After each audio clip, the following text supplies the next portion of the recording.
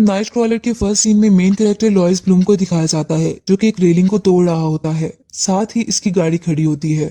थोड़ी देर में वहां एक सिक्योरिटी गार्ड पहुंच जाता है और इसकी यहाँ खड़े होने की वजह पूछता है और उसको आईडी कार्ड दिखाने का भी बोलता है। लॉइस आईडी कार्ड दिखाते हुए उस सिक्योरिटी गार्ड पर हमला कर देता है और उसकी रिस्ट वॉच को चोरी कर गाड़ी में निकल जाता है। फर्स्ट सीन में पता चलता है कि लॉइस एक चोर है। फिर लॉइस स्क्रैप यार्ड में जाता है ताकि चोरी की हुई चेन लिंक और कवर को बेच सके। वहां वो एक आदमी से मिलता है और इनकी आपस में इन चीजों की कीमत को लेकर बहस होती है। लॉइस इस आदमी को बताता है कि मुझे अपने करियर के लिए एक जॉब की जरूरत है ताकि मैं ग्रो अप कर सकूं और मैं बहुत मेहनती हूँ और मेरे बहुत बड़े गोल्स हैं। वो बताता है कि मैं अपने स्कूल में सेल्फ स्टीम मूवमेंट में बहुत मशहूर था और मेरा मानना ये है कि अगर आप एक लॉटरी का टिकट जीतना चाहते हैं तो आपको इतना पैसा कमाना चाहिए कि आप एक टिकट खरीद सके। वो इस आदमी से जॉब मांगता है लेकिन वो आदमी से मना कर देता है। फिर लॉइस वजह पूछता है तो वो आदमी कहता है कि मैं एक चोर को जॉब नहीं दे सकता।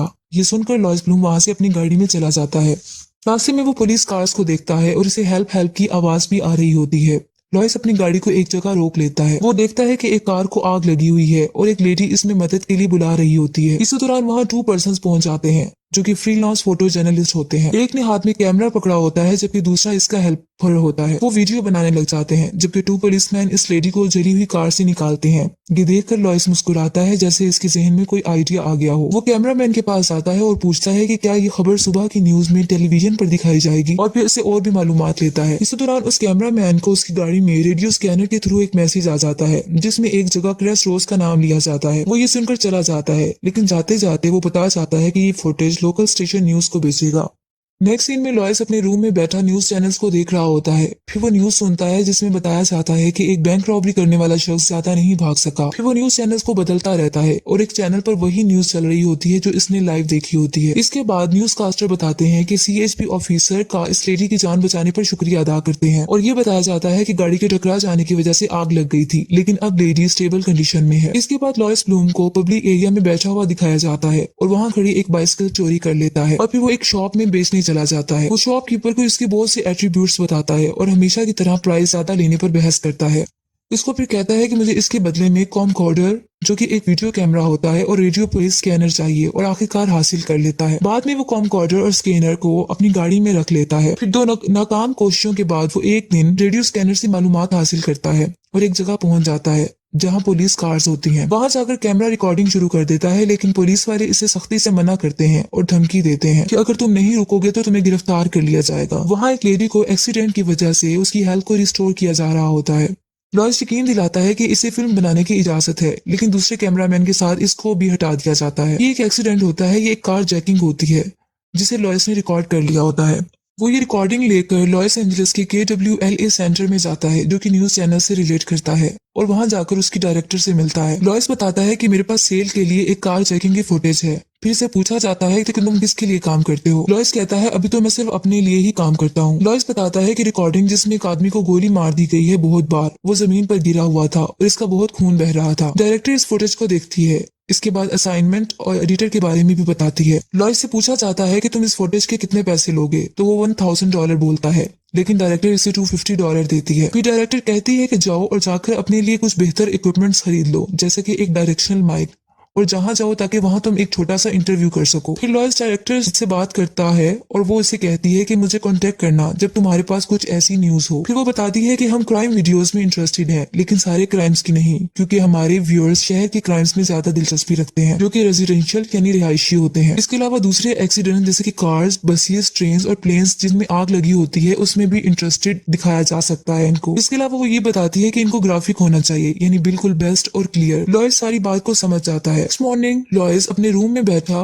KWLA 6 सेंटर की न्यूज देख रहा होता है और वही इसकी फुटेज वाली कार जैकिंग वाली न्यूज चला दी जाती है। इसके बाद फिर वो अपने कंप्यूटर पर काम करता है और पुलिस कोर्स लॉस एंजलिस को ढूंढता है जो कि पुलिस डिपार्टमेंट के होते हैं और अपनी नोटबुक में इन कोर्स और इंसिडेंट्स को कुछ लिखता है।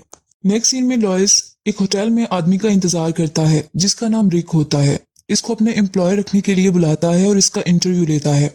लॉइस इसे पूछता है कि मुझे तुम्हें क्यों हायर करना चाहिए। इस पर रिक कहता है कि मेरी एजुकेशन अभी मुकम्मल हुई है और मुझे जॉब की जरूरत है। और फिर वो ये कहता है कि मैं कुछ भी कर सकता हूँ क्योंकि ये मैं हूँ, इसलिए मुझे हायर किया जाए। फिर लॉइस बताता है कि मैं एक कामयाब टीवी न्यूज बिजनेस में बिजनेस करता हूँ और हम ब्रेकिंग स्टोरीज की फिल्म बनाते हैं। इसके बाद वो रिक को हायर कर लेता है। लॉइस इसको हर डेली वर्क पर $30 कैश देने के लिए मान जाता है और ये रिकॉर्डिंग रात की ड्यूटी की होती है। इसके बाद रिक इसे थैंक्स बोलता है।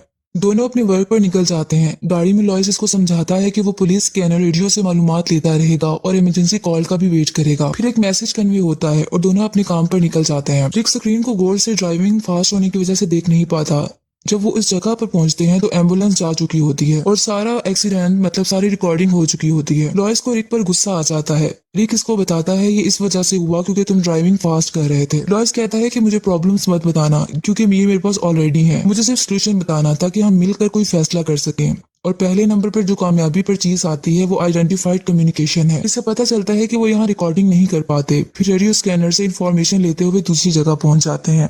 अब पहुंचने के बाद वो एक लेडी से बात करते हैं जो कि कहती है कि मैंने पुलिसमैन को बताया था कि इनके पास गन है लेकिन किसी ने कोई ख्याल नहीं किया। इसके बाद लॉयस घर के बाहर खड़े लोगों की रिकॉर्डिंग शुरू कर देता है जो कि आपस में एक दूसरे से बात कर रहे होते हैं कि हम यहाँ खिड़की से भाग रहे थे इतना तेज जितना कि भाग सकते थे। लॉयस चुपके से घर के अंदर चला जाता है क्योंकि बाहर हर चीज ओवर हो चुकी होती है और वहां जाकर रेफ्रिजरेटर पर लगी पिक्स की रिकॉर्डिंग स्टार्ट कर देता है और इसके बाद टेबल पर रखे हुए कुछ इनवेलप्स की भी रिकॉर्डिंग करता है। ये रिकॉर्डिंग देखकर वो KWLA सेंटर में जाता है और उसकी डायरेक्टर से मिलता है। डायरेक्टर इसको देखकर फैंटास्टिक बोलती है जबकि एडिटर इस फुटेज को पसंद नहीं करता लेकिन डायरेक्टर लॉयस की फेवर करती है। डायरेक्टर इससे पूछती है कि क्या तुम्हें ऑफिस में तजर्बा है, जिस पर लॉयस नो कहता है और बताता है कि मैंने ऑनलाइन स्टडी की है हर किस्म की चीजों की और मैं सारा दिन अपना कंप्यूटर यूज करता हूँ। फिर वो बताता है कि लास्ट ईयर मैंने एक ऑनलाइन बिजनेस कोर्स किया था और मुझे पता चला कि किसी भी बिजनेस को शुरू करने के लिए आपके पास बिजनेस प्लान होना चाहिए। फिर वो एक साइड के क्वेश्चन का बताता है जिसे कोई भी अपनी एबिलिटीज पर फोकस कर सकता है। सवाल होता है कि आपको क्या काम करना सबसे अच्छा लगता है। लॉयस बताता है कि इस साइट के जरिए इसने अपनी एबिलिटीज को इनहेंस किया है क्योंकि इस क्वेश्चन के जरिए आपको अपनी स्ट्रेंथ्स और वीकनेस की लिस्ट बनानी होती है।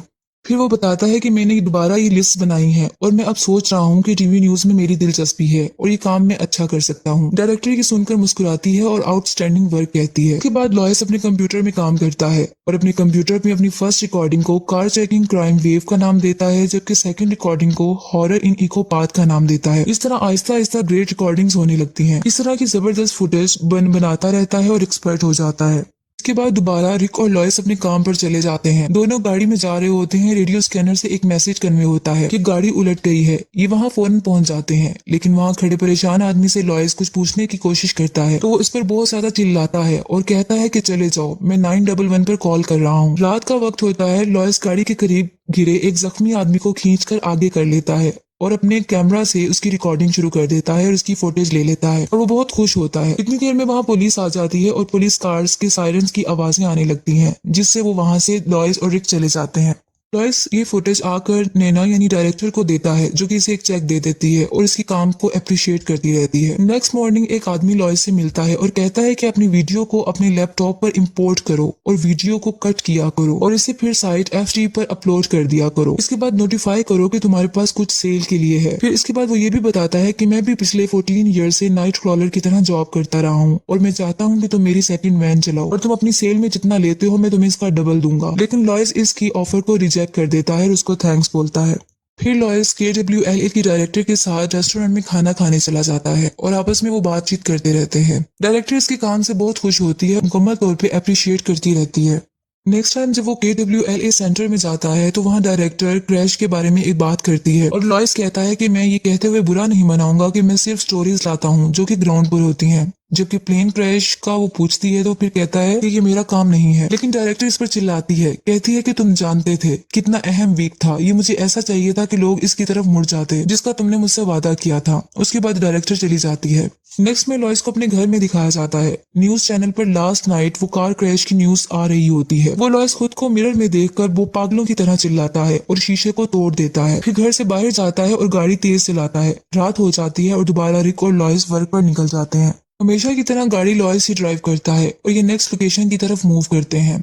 वहां पहुंचकर लॉयस कैमरा लेकर भागता है और गाड़ी से निकल जाता है और वहां एक जगह चुपके से जाता है। वो देखता है कि घर के अंदर बहुत सी फायरिंग हो रही होती है और आवाजें आ रही होती हैं। लॉयस झाड़ियों में खुद को छुपा लेता है और दो आदमी घर से निकलकर गाड़ी में बैठकर चले जाते हैं। एक्चुअली वो दोनों क्रिमिनल्स होते हैं। लॉयस अंदर मूव करता है, हर तरफ खामोशी होती है। अंदर पहुंचकर वो डेड बॉडीज को जमीन पर गिरा हुआ देखता है और बहुत से ब्लड स्पॉट्स भी फ्लोर पर गिरे होते हैं। वो इनकी वीडियोस बनाता रहता है। एक्चुअली लॉयस पुलिस के पहुंचने से पहले वहां पहुंचता है। अंदर एक रूम में भी मर्डर हुआ होता है। फिर सब वो वीडियोस में कैप्चर कर लेता है और डर कर बाहर भाग जाता है। थोड़ी देर में पुलिस वैन सायरन्स की आवाजें आने लगती हैं। लॉयस जल्दी से अपनी गाड़ी में रिक के साथ बैठकर वहां से निकल जाता है और बहुत ज्यादा डरा हुआ होता है क्योंकि ये एक बहुत बड़ा केस होता है। अब लॉयस KWLA डायरेक्टर के पास आता है। जब डायरेक्टर इसे देखती है तो वो गुस्से में होती है और पूछती है कि तुम मेरी कॉल्स को क्यों नहीं सुन रहे थे। इस पर लॉयस कहता है कि मेरे पास कुछ और है। एक ग्रेनेड हिल्स के घर पर हमला हुआ है और वहाँ 3 मर्डर्स हुए हैं। मैं वहाँ पुलिस से पहले चला गया था। सब ऑफिस के मेंबर्स इसकी वीडियो को देखना शुरू कर देते हैं जो कि ये फुटेज बनाकर लाया होता है। एंटर की लेडी कहती है कि हम इसको ब्रॉडकास्ट नहीं कर सकते जब तक इनकी आइडेंटिटीज इनके रिश्तेदारों को ना बता दें। लेकिन डायरेक्टर कहती है हम फेसेस को पिक्सलेट कर देंगे। अब सब सोचते हैं कि इस न्यूज को चैनल पर चलाना चाहिए कि नहीं। बहस होती रहती है। लॉयस से डायरेक्टर इसकी प्राइस पूछती है तो लॉयस बहुत ज्यादा बता देता है। जैसे कि लॉयस कहता है $15,000, लेकिन डायरेक्टर नहीं मानती। लॉयस कहता है ये ऐसी फुटेज है कि लोग इस पर तवज्जो देंगे और मैं इसको किसी को भी सेल कर सकता हूँ।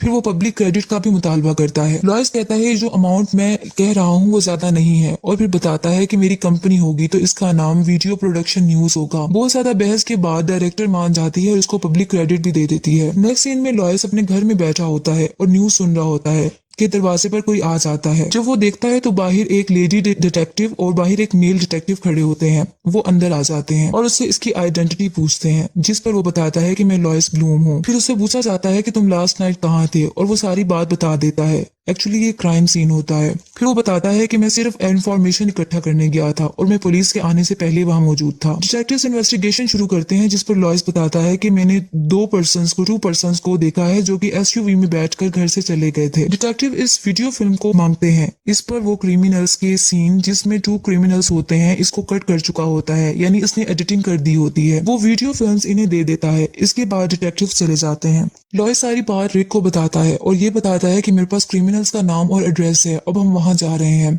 हम उस आदमी को तलाश करेंगे जिसने गाड़ी चलाई। मैं एक किलर को जानता हूँ और वक्त आने पर पुलिस को भी कॉल कर दूंगा। फिर रिक कहता है कि मैं अपना वर्क इस पर डिवोट करता हूँ।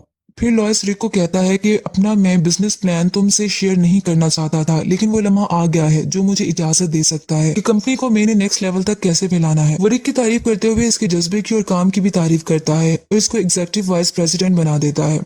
की डेली पे $75 नाइट वर्क में हो जाती है। रिक और लॉयस एक जगह पहुंचते हैं जहां वहां क्रिमिनल्स की गाड़ी खड़ी होती है। लॉयस बताता है कि इनको पकड़ने का रिवॉर्ड है जो कि $50,000 है। रिक ये सुनकर हैरान रह जाता है। लॉयस कहता है कि पुलिस को मौका देखकर बुलाऊंगा क्योंकि ये क्रिमिनल्स बहुत वायलेंट हैं। रिक और पैसों का मुतालबा करता है लेकिन लॉयस इसे कहता है कि तुम्हारा रिवॉर्ड करियर बनाना है क्योंकि तुम्हें ये ग्रेट अपॉर्चुनिटी मिल रही है और ये कहता है कि तुमने ये काम करना है तो तुम सोच सकते हो। रिक कहता है मुझे इस अवार्ड की हाफ पेमेंट चाहिए। लॉयस ये सुनकर हैरान रह जाता है कि रिक अमाउंट तक कैसे पहुंच सकता है, लेकिन फिर एक हद तक मान जाता है। कुछ देर में एक क्रिमिनल बाहर आता है और गाड़ी में जाता है। लॉयस और रिक अपनी गाड़ी में इसका पीछा करते हैं। इसके बाद लॉयस पुलिस को कॉल करता है और बताता है कि मैं आपको इस मर्डर्स की लोकेशन का बताना चाहता हूँ जिसने ग्रेनेडा हिल्स में मर्डर्स किए हैं और वो 3 कत्ल थे, और बताता है कि चाइना टाउन एक्सप्रेस रेस्टोरेंट में ये दोनों किलर्स बैठे हुए हैं। ये भी बताता है कि इनके पास गन भी है।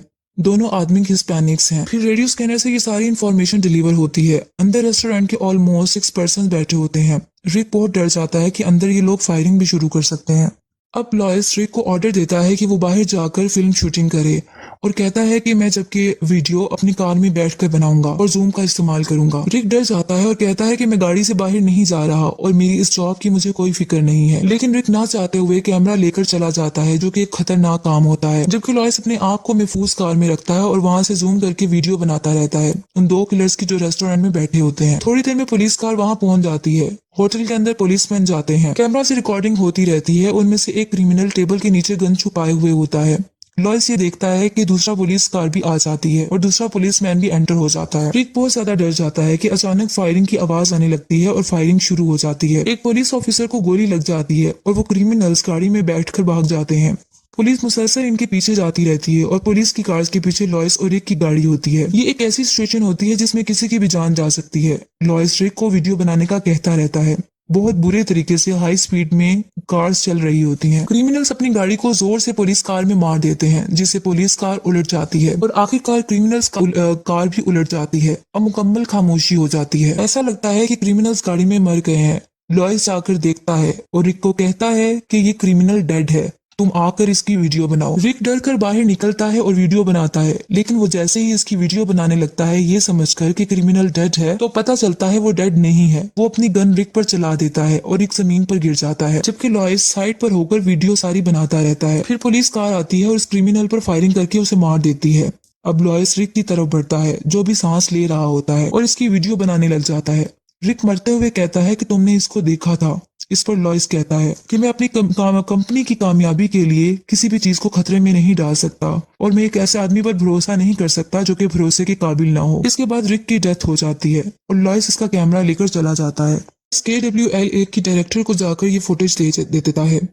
इस ऑफिस में डिटेक्टिव्स पहुंच जाते हैं और बताते हैं कि ये मेजर केस है, जो और LAPD का भी बोलते हैं कि ये फुटेज इन स्क्रीन से हटा दो क्योंकि ये एक क्रिमिनल केस है। इसके बाद डिटेक्टिव थोड़ी गुस्से में आ जाती है और वो कहती है कि ये KWLA की प्रॉपर्टी है, लेकिन डिटेक्टिव ये भी कहती है कि मैंने ऑफिसर को हॉस्पिटल में पहुंचाया था और वो मरने के करीब था। और फिर ये बताती है कि 3 मर गए थे और 4 जख्मी हो गए और ये टेप गवाही है, यानी ये एक एविडेंस है और ये फुटेज मांगती है।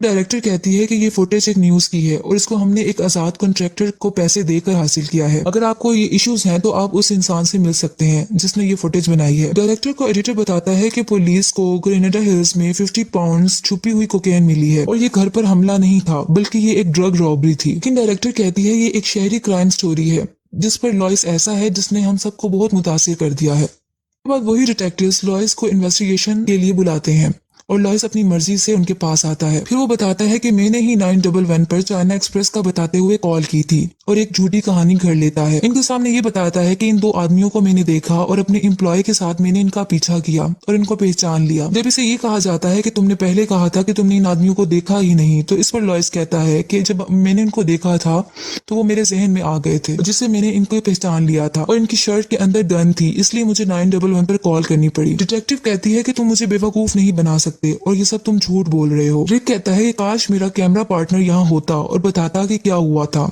डिटेक्टिव कहती है कि तुमने अपने पार्टनर को वहाँ डेड छोड़ दिया था, तुमने इसके मरते वक्त की भी वीडियो बनाई है। लॉयस फिर झूठ बोलता है और वो कहता है कि वहाँ एम्बुलेंस आ गई थी और वो प्रोफेशनल ट्रेन थे जिसकी वजह से मैंने उसे वहाँ छोड़ दिया था। ये सुनकर डिटेक्टिव चली जाती है क्योंकि वो साबित नहीं कर सकती कि लॉयस झूठ बोल रहा है। लॉयस को छोड़ दिया जाता है और वो अपनी वीडियो प्रोडक्शन न्यूज के लिए एम्प्लॉयज रख लेता है और उनको कुछ इंस्ट्रक्शंस भी देता है, जैसा कि वो कहता है कि मैं तुम्हें वो नहीं कहूंगा जो मैं खुद नहीं कर सकता। इस तरह कुछ इंस्ट्रक्शंस लेने के बाद सब अपने काम पर चले जाते हैं। आखिर में पता चलता है कि लॉयस अपने बिजनेस को फैलाने के लिए एक टीम बना लेता है।